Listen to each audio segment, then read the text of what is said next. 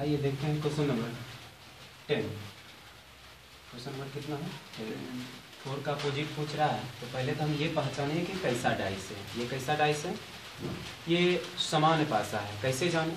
जब दो निकटवर्ती सतह पर दिया गया अंक का योग अगर 7 के बराबर होगा तो वो समान पासा होगा। तो ये समान पासा है, तो समान पासा है तो हम समान पासा हम आपको बताए थे कि एंटी क्लॉकवाइज करके बनाएंगे। तो दोनों में कॉमन कितना आ रहा है? 1। तो पहले आप इस फिगर के अनुसार 1 लिखेंगे। 1 का क्लॉकवाइज क्या आएगा? 5। फिर उसके बाद क्या लिखेंगे? 2। क्लॉकवाइज का मतलब हुआ इस तरीका से, जिधर से घड़ी घूमती है वो क्लॉकवाइज होती है, और उसका अपोजिट क्या होता है? एंटी क्लॉकवाइज होता है। और फिर इस फिगर में कॉमन के नीचे कॉमन वाला पार्ट रखेंगे 1। इसका क्लॉकवाइज में क्या आएगा? 3। उसके बाद क्या आएगा? 6। तो 2 का अपोजिट कितना होगा? 6। 5 का अपोजिट कितना होगा? 3। तो 1 का अपोजिट क्या हो सकता है? आइए बच्चों देखते हैं। 1 2 3 4 5 6। अगर 2 का अपोजिट 6 हुआ, 2 का अपोजिट 6 हुआ, 5 का अपोजिट अगर 3 हुआ, तो 4 किसके अपोजिट होगा? 1 के अपोजिट होगा। इसका मतलब 4 का अपोजिट कितना हो जाएगा? 1 हो जाएगा। ठीक, आते हैं इसमें। ये तो ना तो जनरल डाइस है और ना ही स्टैंडर्ड डाइस है, क्योंकि डिजिट दिया ही नहीं है तो पहचानेंगे कैसे?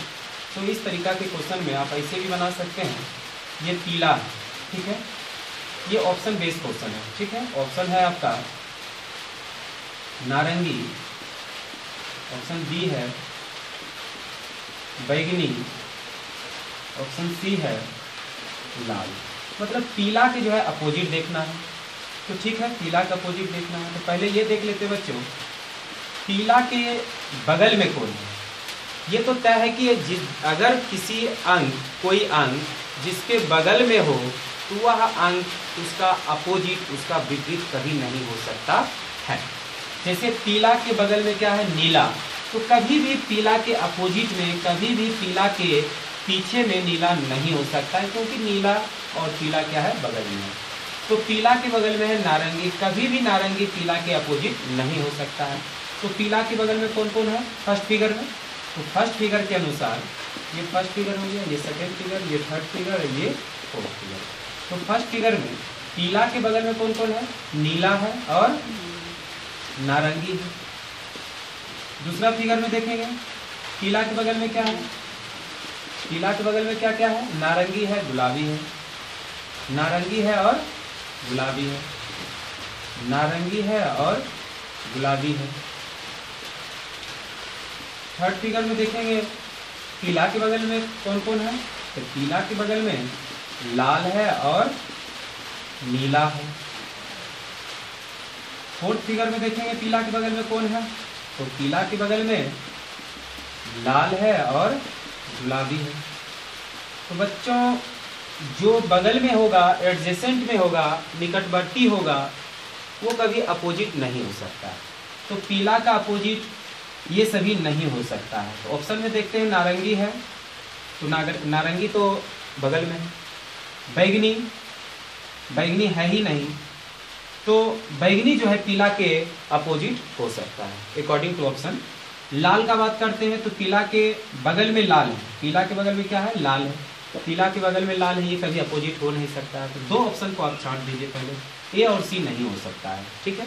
अकॉर्डिंग टू ऑप्शन, बैगनी जो है पीला के बगल में नहीं है, तो जब कोई भी अंक उसके बगल में नहीं है तो संभावना होती है कि उसके पीछे हो सकता है, उसके विपरीत हो सकता है। तो पीला के विपरीत क्या होगा? बैगनी। ये ऑप्शन बेस्ड क्वेश्चन है, राइट डाउन।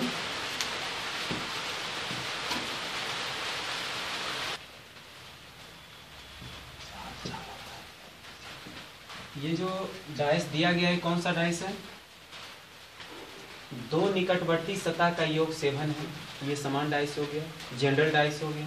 तो इसको हम क्लॉकवाइज करके बनाने बताए थे, ठीक है। तो क्लॉकवाइज करके बनाएंगे तो 1 और 1 की क्लॉकवाइज क्या है? 3, फिर उसके 5। इस फिगर से आएंगे 1, हम बताए थे कॉमन के नीचे कॉमन पार्ट रखेंगे। 1, इसका क्लॉकवाइज क्या है? 6, और इसका क्लॉकवाइज क्या है? 2। तो 5 का अपोजिट 2, 3 का अपोजिट 6। तो हम बताए थे कंसेप्ट 1 2 3 4 5 6।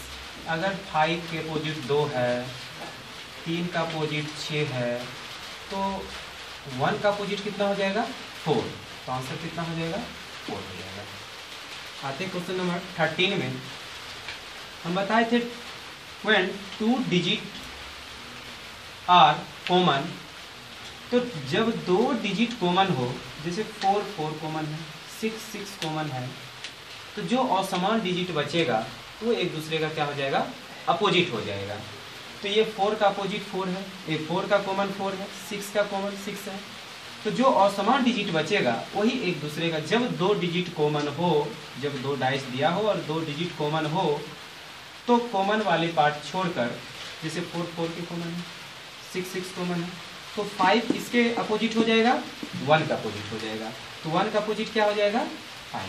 ये कंसेप्ट है कि जब 2 डिजिट अगर कॉमन हो तो तीसरा एक दूसरे का क्या हो जाएगा अपोजिट हो जाएगा, तो 1 का विपरीत क्या हो जाएगा 5। आते हैं क्वेश्चन नंबर 14।